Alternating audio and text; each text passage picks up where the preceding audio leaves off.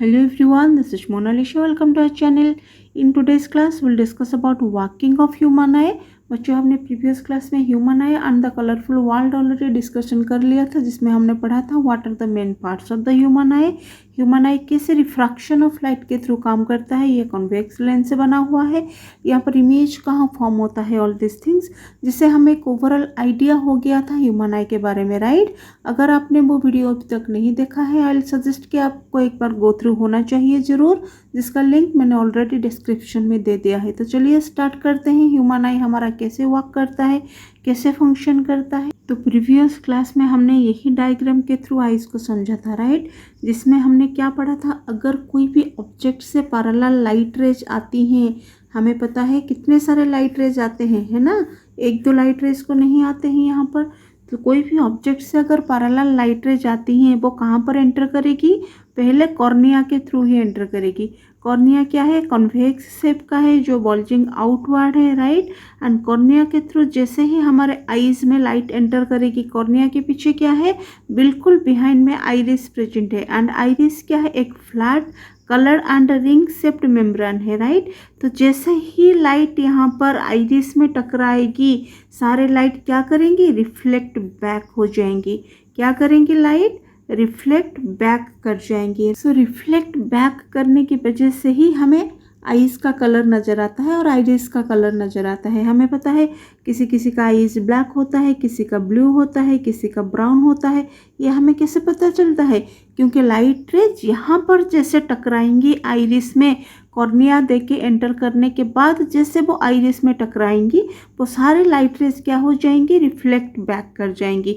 जो light rays iris में टकराएंगी वो रिफ्लेक्ट बैक करेंगी एंड हमें आइरिस का कलर नजर आएगा, black, blue, brown, what ever the colour of the I is. But जो भी लाइट रेज प्यूपिल के थ्रू एंटर कर जाएंगी, हमें पता है ये प्यूपिल क्या है, there is a hole in between the iris. Pupil बिल्कुल आइरिस के बिटवीन में प्रेजेंट होती है ना। तो जो भी लाइट रेज हमारा प्यूपिल दे के एंटर करेंगी, वो सीधा कहाँ पर पहुँच जाएगी, हमारे क्रिस्टलाइन लेंस में और आई लेंस में पहुँच जाएगी। क्यों, क्योंकि प्यूपिल का कलर ब्लैक होने की वजह से यहाँ पर कोई भी लाइट का रिफ्लेक्शन नहीं होगा। सो लाइट जैसे ही लेंस में एंटर करेंगी, लाइट का रिफ्रैक्शन होगा and due to it is convex lens, ये सारे के सारे लाइट को क्या कर देंगे, कन्वर्ज कर देंगे। कन्वर्ज करके कहाँ पर फॉल करवाएंगे, हमारे रेटिना में फॉल करवाएंगे। रेटिना क्या है, it is like a screen जहाँ पर हमारे आईज में इमेज फॉर्मेशन होता है। बट जैसे ही हमारा कॉन्वेक्स लेंस सारे इमेज को, सारे लाइट रेज को यहाँ पर फॉल करवाएंगी, यहाँ पर सारे के सारे इमेजेस कैसे नजर आएंगी, इन्वर्टेड इमेज बनेंगी, राइट, क्योंकि कॉन्वेक्स लेंस हमारा इन्वर्टेड इमेज फॉर्म करता है। बट हमें तो सारे के सारे इमेजेस सीधी दिखाई देती हैं। इसका रीज़न ये है कि रेटिना में काफ़ी सारे लाइट सेंसिटिव सेल्स प्रेजेंट होती हैं, large number of light sensitive cells present होती हैं, रोड्स एंड कोन्स। तो वहाँ पर इलेक्ट्रिकल सिग्नल्स क्या होते हैं, जनरेट होते हैं। जैसे ही लाइट यहाँ पर फॉल होती हैं, इमीडिएटली ये सेंसिटिव सेल्स क्या होते हैं बच्चों, दे आर गेटिंग एक्टिवेटेड, वो इमीडिएटली एक्टिवेट हो जाते हैं एंड इलेक्ट्रिकल सिग्नल्स को जनरेट करते हैं। तो रेटिना में ही सारे इलेक्ट्रिकल सिग्नल जनरेट होंगे। So here one question arise, क्या रेटिना इलेक्ट्रिकल सिग्नल्स को सेंड करता है to the brain directly? No, retina ही सेंड करेगा बट डायरेक्टली नहीं कर पाएगा। उसके लिए उसको चाहिए क्या होंगे, ऑप्टिक नॉब्स चाहिए होंगे। सो सारे इलेक्ट्रिकल सिग्नल्स रेटिना से जाएंगे, ऑप्टिक नॉब्स के थ्रू डायरेक्टली पहुंचेंगे ब्रेन में, है ना, रेटिना से डायरेक्टली नहीं जाएंगे। If question will be asked कि इलेक्ट्रिकल सिग्नल्स को ब्रेन तक कौन पहुंचाता है, हमारे आईज में रेटिना ही पहुंचाता है। रेटिना जनरेट भी करता है, सेंड भी करता है, but again you will write retina will send but through the optic nerve only all the electrical signals will reach to the brain, right. This will be the correct answer. अब aqueous humour क्या है, हमने previous class में discussion किया था। So the space between the cornea and the eye lens, ये जो आपका पिंक कलर का पार्ट दिख रहा है, ये सारे पोर्शंस क्या है, एक्वेस ह्यूमर है, राइट। तो एक्वेस ह्यूमर हमने जो कल डिस्कशन किया था, सिर्फ यही डिस्कशन किया था that it is the space between the cornea and eye lens. But actual इसका फंक्शन क्या है बच्चों, ये हमारे आईज को मॉइस्चर प्रोवाइड करता है। क्या करता है, हमारे आईज को मॉइस्चराइज रखता है और मॉइस्चर प्रोवाइड करता है। एंड ये क्या है, वो एक वाटरी लिक्विड है। आपको दिख रहा होगा हमारा ये जो एक्वेस ह्यूमर है, हमारा आईज वाटरी वाटरी दिखता है। अगेन ये हमारे आइज़ को न्यूट्रिशन प्रोवाइड करता है, ये हमारे आइज़ को मॉइस्चर प्रोवाइड करता है, हमारे आइज़ को न्यूट्रिशन प्रोवाइड करता है। ये एक वाटरी लिक्विड है। अगेन ये क्या करता है, ये हमें डस्ट से प्रोटेक्ट करता है। जैसे हमें कोई डस्ट एरियाज में चले जाते हैं, हमारा आइज़ इरिटेट होना, इचिंग होना स्टार्ट हो जाता है और ड्राई होना स्टार्ट हो जाता है, तब हम उसके बाद क्या करते हैं, आइज़ में आई ड्रॉप डालते हैं, राइट। क्योंकि हमारा वहाँ पर क्या होता है, आई का जो मॉइस्चराइज करने का जो कैपेसिटी है वो कम हो जाता है ना। ये एक वाटरी लिक्विड है, तो आई ड्रॉप डाल के हम उसको अगेन बैलेंस मेंटेन करने की कोशिश करते हैं।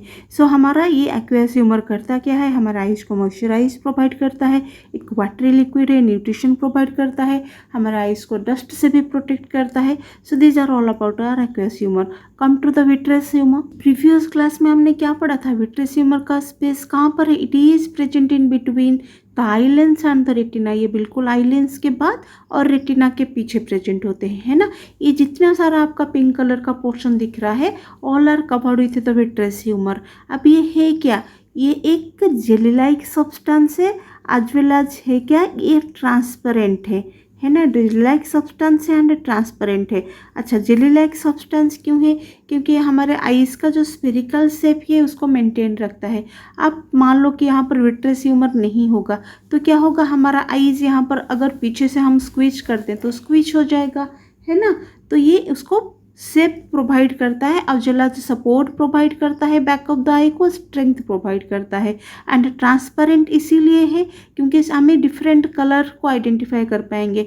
अगर यहाँ पर ये पूरा का पूरा कोई भी कलर होता, अगर विट्रेस ह्यूमर येलो कलर का होता तो हमें सारी चीज़ें येलो दिखाई देती, अगर विट्रेस ह्यूमर ब्लू कलर का होता तो हमें सारी चीज़ें ब्लू कलर दिखाई देती। सो ट्रांसपेरेंट होने की वजह से ही हमें सारे कलर्स दिखाई देते हैं, है ना। ये हमारा ब्लू कलर है, येलो है, रेड है, पिंक है, वाइट है, ऑल दिस ब्लैक है, all this colours we can easily identify.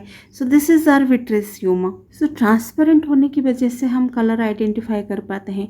अच्छा, जब हम कलर के बारे में डिस्कशन कर रहे हैं तो यहाँ पर मैं आपको बता दूँ, ये जो रॉड्स एंड कोन्स है, हमारे रेटिना में जो सेंसिटिव सेल्स प्रेजेंट होते हैं, एक रॉड्स है और एक कोन्स है। तो रॉड्स क्या होता है बच्चों, they are sensitive to dim light. तो ये दोनों ही हमारे आइज में प्रेजेंट होते हैं एंड डिम लाइट में रॉड्स की वजह से ही हम देख पाते हैं। सपोज मान लो कोई डार्क रूम हो और नाइट टाइम हो, हमें नहीं विजिबल होता, बट रॉड सेल्स प्रेजेंट होने की वजह से ही हम देख पाते हैं।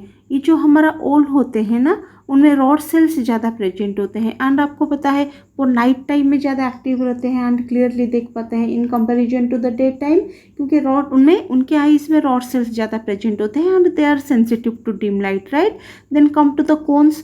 कोन्स जो होते हैं बच्चों, वो भी रेटिना में प्रेजेंट होते हैं, but they are sensitive to bright light. तो वो ब्राइट लाइट में ही ज़्यादा एक्टिव होते हैं, कोन सेल्स, राइट। एंड हमारे आइज में कोन सेल्स ही ज़्यादा प्रेजेंट होते हैं, जो कि हमारे नाइट टाइम में और डिम लाइट में नहीं फंक्शन करते हैं। तो cones are sensitive to bright light, जो डिम लाइट में नहीं फंक्शन कर पाएंगे, एंड हमारे आइज में ये कोन सेल्स ही ज़्यादा प्रेजेंट होते हैं, इसलिए हमें डे टाइम में काफ़ी क्लियर नज़र आते हैं because they are sensitive to bright light. Again cone क्या करते हैं, वो कलर आइडेंटिफिकेशन के लिए भी हेल्प करते हैं। हम डिफरेंट कलर्स को जो आइडेंटिफाई कर पाते हैं डे टाइम में, वो कोन सेल्स की वजह से ही करते हैं। एंड ये जो रोड्स एंड कोन सेल्स हैं बच्चों, वो क्या करते हैं, मेनली अगर दोनों का फंक्शन लिया जाए, वो इंटेंसिटी ऑफ लाइट को मेजर कर पाएंगे, है ना। इट मीन्स हमें कितना लाइट चाहिए होगा, हमारे आइज़ कितना लाइट बेयर कर पाएगा, कितना लाइट एक्सेप्ट कर पाएगा, कितना लाइट हमारे आइज़ को सफिशिएंट होगा। अगर हम डिम लाइट में एंटर कर गए तो उतने अंधेरे में हमें नहीं दिखाई देगा, तो उस हिसाब से हमारा इंटेंसिटी ऑफ लाइट कितना होगा वो हमारा आइज़ अगेन एडजस्ट करेगा। So all these are adjusted by this rods and cone cells, right. तो ओल जो होते हैं उनमें रॉड सेल्स ज़्यादा प्रेजेंट होते हैं, ह्यूमन्स जो होते हैं उनमें कोन सेल्स ज़्यादा प्रेजेंट होते हैं। Rod cells are sensitive to dim light, cone cells are sensitive to bright light. Next आते हैं सिलियरी मसल्स के फंक्शन पर। जो भी लाइट रेज ऑब्जेक्ट से आती हैं बच्चों, वो कहाँ फॉल होती हैं, सीधे हमारे रेटिना पे फॉल होती हैं। तो ये कैसे पॉसिबल है, हाउ इट इज़ पॉसिबल, चाहे वो लाइट्स इन्फिनिटी से आए और नियर बाई ऑब्जेक्ट से आए और कहीं से भी आए, ये कहाँ पर फॉल होना चाहिए, हमारे रेटिना पे फॉल होना चाहिए। और फॉल होती है क्योंकि हम सारे ऑब्जेक्ट्स को देख पाते हैं, चाहे वो ऑब्जेक्ट कोई भी पोजीशन पर हो, ये सर नो। तो जैसे हमने कॉन्वेक्स लेंस में भी पढ़ा था बच्चों, ऑब्जेक्ट्स डिफरेंट डिफरेंट पोजीशंस पर होते हैं, तो ये जो डिफरेंट डिफरेंट पोजीशंस का लाइट हमारे आईज में फॉल होते हैं वो सिर्फ एंड सिर्फ रेटिना पे ही फॉल होते हैं। एंड ये पॉसिबल करवाता है कौन, सिलियरी मसल्स के थ्रू ही ये पॉसिबल हो पाता है। तो सिलियरी मसल्स करता क्या है, आई लेंस को थिक करने में भी हेल्प करता है एज वेल एज थिन करने में भी हेल्प करता है। और in other words we can say ये आई लेंस के फोकल लेंथ को चेंज करता है, जिसके थ्रू हमारे लेंस का कन्वर्जिंग पावर भी चेंज होता है। तो चलिए देखते हैं ये कैसे होता है। मैंने यहाँ पर 3 केसेस लिए हैं। फर्स्ट केस में ऑब्जेक्ट इन्फिनिटी पे है जहाँ से पैरेलल लाइट रे जाते हैं।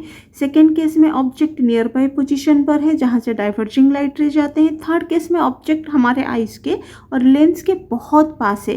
तो ये 3 केसेस में हमारे सिलियरी मसल्स का फंक्शन क्या है, विल सी। फर्स्ट केस में अगर हम ऑब्जेक्ट को इन्फिनिटी पे रखते हैं बच्चों, है ना, तो क्या होगा, हमारा आई क्या करेगा, डिस्टेंस ऑब्जेक्ट को देखेगा और इन्फिनिटी को देखेगा, राइट। तो सिलियरी मसल्स हमारे आईज के यहाँ पर क्या होंगे, फुल्ली रिलैक्स हो जाएंगे। तो फर्स्ट केस में ये हमारे सिलियरी मसल्स हैं दोनों साइड में, है ना। तो फर्स्ट केस में सिलियरी मसल्स क्या हो जाएंगे, यहाँ पर फुल्ली रिलैक्स हो जाएंगे। So we can write here, हमारे जो सिलियरी मसल्स हैं यहाँ पर आईज में वो क्या हो जाएंगे, फुल्ली रिलैक्स्ड हो जाएंगे। एंड ये जो हमारे सस्पेंसरी लिगामेंट्स है, ये देखो हमारे आई लेंस में सस्पेंसरी लिगामेंट्स लगा हुआ होता है।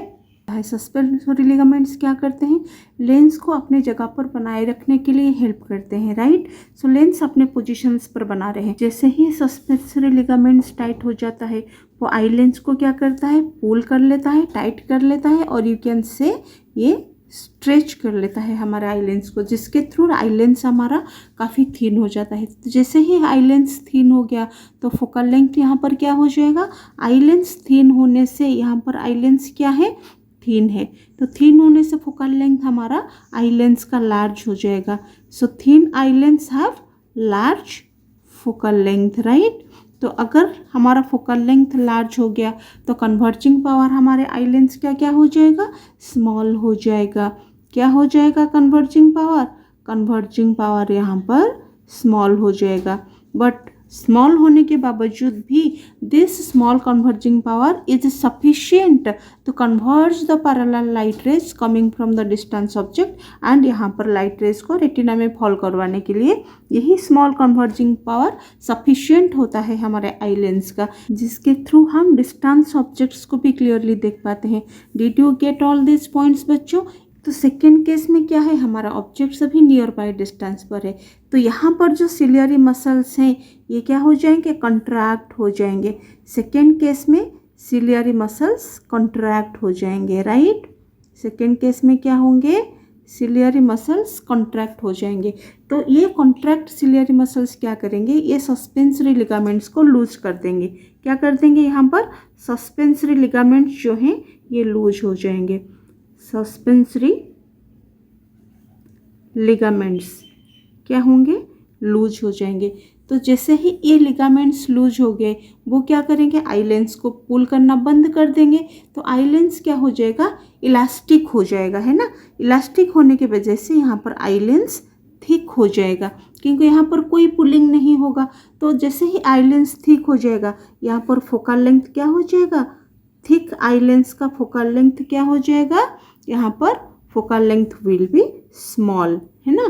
तो स्मॉल फोकल लेंथ होने की वजह से कन्वर्जिंग पावर इसका क्या हो जाएगा, कन्वर्जिंग पावर इसका लार्ज हो जाएगा। yes or no, since the converging power of the eye lens increases तो थिक आई लेंस क्या करेगा, कन्वर्ज कर देगा किसको, यहाँ से ऑब्जेक्ट से जो डाइवर्जिंग लाइट रे जाते हैं उनको कन्वर्ज कर देगा और कहाँ पर फॉल करवाएगा, हमारे रेटिना में फॉल करवाएगा, right. So when the eye lens becomes more convex to focus the nearby objects, you can say हमारा आईज क्या करेगा, नियर बाय ऑब्जेक्ट्स को भी क्लियरली देख पाएगा, राइट। तो फर्स्ट केस में ऑब्जेक्ट इन्फिनिटी पे था जिसके थ्रू हमारा आई लेंस थिन हो गया, लार्ज फोकल लेंथ हो गया एंड कन्वर्जिंग पावर स्मॉल हो गया। बट इमेज कहाँ पर फॉर्म हुआ? अगेन रेटिना में फॉर्म हुआ। यहाँ पर सिलियरी मसल्स का फंक्शन क्या रहा? सिलियरी मसल्स यहाँ पर रिलैक्स हो गया, अगेन सस्पेंसरी लिगामेंट्स को टाइट कर दिया एंड जिसके वजह से हमारा आई लेंस थिन हो गया। अब सेकेंड केस में क्या हुआ? ऑब्जेक्ट हमारा नियर बाय डिस्टेंस पर था, है ना, एंड जो भी लाइट रेज आते थे वो पैरेलल नहीं है, डाइवर्जिंग लाइट रेज है, राइट। बट यहाँ पर हमारा सिलियरी मसल्स कंट्रैक्ट हो गया, जिसके थ्रू हमारे सस्पेंसरी लिगामेंट्स काफ़ी लूज हो गए। तो इसको ये क्या किए? हमारे आई लेंस को पुल करना बंद कर दिए, जिसके थ्रू आई लेंस इलास्टिक हो गया एंड थिक हो गया। बट इसके फोकल लेंथ स्मॉल हो गए एंड कन्वर्जिंग पावर इसका लार्ज हो गया। And again due to the large converging power of this eye lens, ये डाइवर्जिंग लाइट रेज को क्या किया? इसने कन्वर्ज कर दिया एंड रेटिना में फॉल करवा दिया, जिसके थ्रू हम इमेज को नियर बाय ऑब्जेक्ट से भी, नियर बाय डिस्टेंस से भी क्लियरली देख पाएंगे। सो हमारा जो first case and second case दोनों मिला के इसको बोलते हैं हमारा अकोमोडेशन, है ना। क्या बोलते हैं? अकोमोडेशन बोलते हैं। क्यों अकोमोडेशन बोलते हैं? And what is this accommodation? The ability of the eye to focus the distance object as well as nearby objects on the retina by changing the focal length. It means the converging power of the lens is called accommodation, है ना। ये हो गया eyes का accommodation, eyes का power of accommodation. क्यों eyes? क्योंकि eyes हमारा डिस्टेंस ऑब्जेक्ट्स को भी देख पाता है, इन्फिनिटी से जो भी लाइट रे जाते हैं, as well as nearby objects को भी देख पाता है। कैसे देख पाता है? ये आई लेंस को थिन भी कर पाता है एंड आई लेंस को थिक भी करवाता है, जिसके थ्रू हमारा कन्वर्जिंग पावर यहाँ पर स्मॉल हो जाता है, यहाँ पर लार्ज हो जाता है। और you can say by changing the converging power of the lens, so we can able to see the distance object as well as nearby object. This is the power of accommodation of the normal eye और human आई। तो यहाँ पर हम बोल सकते हैं power of accommodation हमारा distance object का कितना हो जाएगा? Infinity, right. तो फार पॉइंट और डिस्टेंस पॉइंट क्या हो जाएगा? Infinity. And near by object कितना हो जाएगा? That is 25 centimetre. तो ये अकोमोडेशन एक नॉर्मल आई के लिए है, डिफेक्टिव आई के लिए नहीं है। बट थर्ड केस में हमें क्या देखना है? अगर कोई भी ऑब्जेक्ट 25 सेंटीमीटर से और पास है, काफ़ी पास होगा हमारे आई लेंस के, तो यहाँ से काफ़ी जो डाइवर्जिंग लाइट रेज होगा वो काफ़ी डाइवर्ज हो जाएंगे लाइट रेज ऑब्जेक्ट से, है ना। तो यहाँ पर हमारे सिलियरी मसल्स का भी लिमिटेशंस होता है, क्योंकि वो आई लेंस को कितना थिक करेगा, कितना थिन करेगा। तो यहाँ पर आई लेंस इतना थिक हो जाता है बच्चों कि हमें ऑब्जेक्ट्स ब्लर दिखाई देते हैं। क्या दिखाई देते हैं? ब्लर दिखाई देते हैं। तो यहाँ पर 25 सेंटीमीटर से अगर हम बहुत पास रखेंगे कोई भी ऑब्जेक्ट को, बिल्कुल हमारे आइज़ के यहाँ पर बिल्कुल ही नज़दीक, तो यहाँ पर हमें सारी चीज़ें दिखाई तो देंगी बट ब्लर दिखाई देंगी। क्यों? क्योंकि यहाँ पर आई लेंस काफ़ी थिक हो जाएगा, है ना। सो नेक्स्ट हम आइरिस एंड पिपिल के बारे में यहाँ पर डिटेल्स में पढ़ेंगे। आइरिस के बारे में हमने प्रीवियस क्लास में क्या पढ़ा था? It controls the amount of light entering into our eyes, right. Again ये क्या करता है? हमारे पिपिल के साइज को भी कम और ज़्यादा करने में हेल्प करता है और कंट्रोल करता है। ये कैसे करता है? सो आइरिस ऑटोमेटिकली एडजस्ट कर देता है हमारे प्यूपिल के साइज को according to the intensity of light received by our eyes. अब ये इंटेंसिटी ऑफ लाइट क्या है बच्चों? इंटेंसिटी ऑफ लाइट का मतलब इंटेंसिटी ऑफ लाइट, अब इसका मतलब है कितना लाइट हमारा आइज एक्सेप्ट कर पाएगा, राइट, और कितना लाइट हमारा आइज़ बियर कर पाएगा। अगर काफ़ी सारे लाइट हमारे आइज़ में एंटर हो गए तो ये हमारे आइज़ के लिए हार्मफुल होंगे। तो हमें जितना हमारा आइज़ बियर कर पाएगा और एक्सेप्ट कर पाएगा और हमारे आइज़ को जितना लाइट सफिशिएंट चाहिए होगा उतना ही लाइट प्रोवाइड करेगा कौन? हमारा iris. So that is the intensity of light. It means if the amount of light received by our eyes in during the day time, ये काफ़ी हो जाएगा हमारा जो amount of light day time में क्या हो जाता है? काफ़ी ज़्यादा हो जाता है, मोर हो जाता है ना। सो डे टाइम में इंटेंसिटी ऑफ लाइट क्या हो जाता है? मोर हो जाता है। तो यहाँ पर आइरिस क्या करेगा? आइरिस का काम क्या है? ये प्यूपिल के साइज को क्या कर देगा? कॉन्ट्रैक्ट कर देगा और प्यूपिल के साइज को स्मॉल कर देगा, ताकि जो हमारे लाइट काफ़ी सारे आ रहे थे तो it reduces the amount of light तो जिसके थ्रू अमाउंट ऑफ लाइट यहाँ पर रिड्यूस हो जाएगा मतलब सफिशियंट होगा but not more than that. जैसे ही हमारा आईज एक्सेप्ट ना कर पाए और बेयर ना कर पाए तो डे टाइम में आईरिस क्या करेगा, प्यूपिल के साइज को स्मॉल कर देगा ताकि हमारा जो अमाउंट ऑफ लाइट हमारे आईज में एंटर होगा वो रिड्यूस हो जाएगा, right. You can see this diagram. Day time में कैसे हमारा साइज ऑफ द प्यूपिल स्मॉल हो गया है जिसको कंट्रोल करता है iris. On the other hand अगर हमारा amount of light at the night time और during the dark room cum हो जाता है, यहाँ पर नाइट टाइम में अगर मैं लिखूँ, नाइट टाइम में और डार्क रूम में अगर अमाउंट ऑफ लाइट हमारा स्मॉल हो जाता है तब यहाँ पर आइरिस का काम क्या होगा, हमारे आइस को सफिशिएंट लाइट चाहिए होगा, अदरवाइज हम कुछ भी नहीं देख पाएंगे रात को, राइट। तो आइरिस क्या करेगा, यहाँ पर प्यूपिल के साइज को लार्ज कर देगा। क्या करेगा, प्यूपिल के साइज को लार्ज कर देगा so that more or sufficient amount of light may enter into our eyes। तो more light जैसे ही हमारे आईज को एंटर हो पाएगा वैसे ही साइज हमारे प्यूपिल का बना देगा कौन, आइरिस। तो in this way you can say iris regulate करता है the amount of light entering into our eyes by changing the size of the pupil, है ना।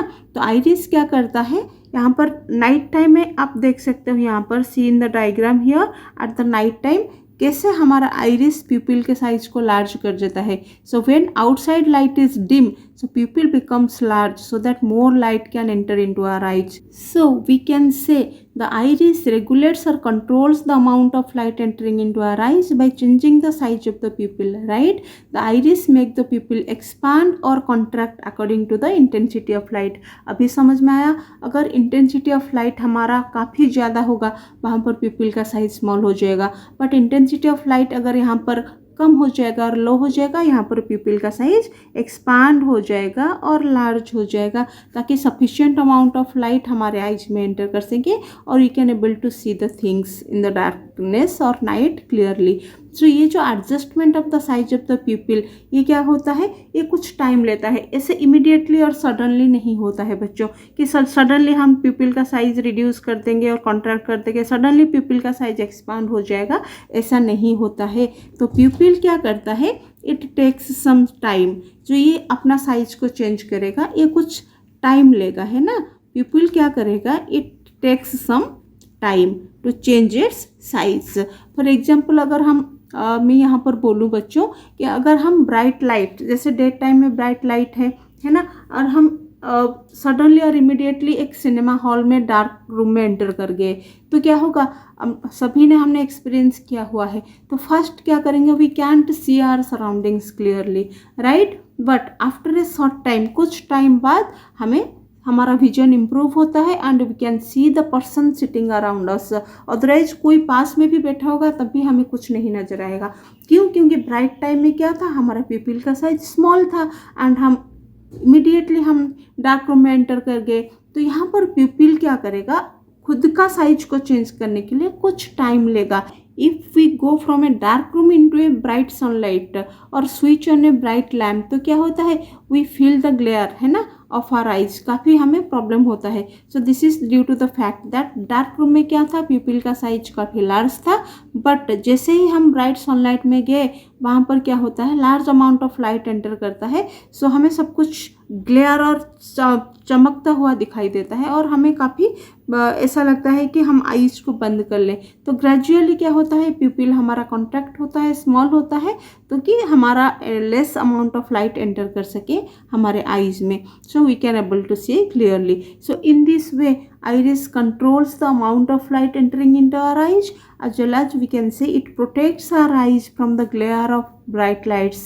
sufficient light हमारे eyes में ना जाए और हमारा eyes डैमेज ना हो, उसको भी प्रोटेक्शन प्रोवाइड करता है iris by making the size of the pupil small or large or contracts or expands, है ना। so these are the functions of iris and pupil। So next हमने ब्लाइंड स्पॉट डिस्कशन किया था। Blind spot क्या है, मैंने बताया था at the junction of optic nerve and retina there are no sensitive cells, no rod cells, no cone cells, nothing, due to which no vision is possible at that spot, जिसको हम बोलते हैं blind spot. और you can say blind spot क्या है, it is a small area of the retina. Retina का एक small area है जो कि लाइट इंसेंसिटिव है, insensitive to light, where optic nerve leaves the eye. यहाँ पर ऑप्टिक नर्व भी नहीं है हमारे आइज के जो स्मॉल पोर्शन में, तो यहाँ पर कोई इमेज पॉसिबल नहीं हो पाएगा। अगर लाइट ये एरिया में फॉल होती हैं तो यहाँ पर कोई विजन और कोई इमेज पॉसिबल नहीं है, जिसको हम लोग बोलते हैं ब्लाइंड स्पॉट, है ना। So this are all about the working और function of our human eye, जो हमने 1 by 1 इन डिटेल्स में डिस्कशन किया है, right. Hope you understand all this things clearly. So that's all about this class. See you in the next class. Thanks for watching this video.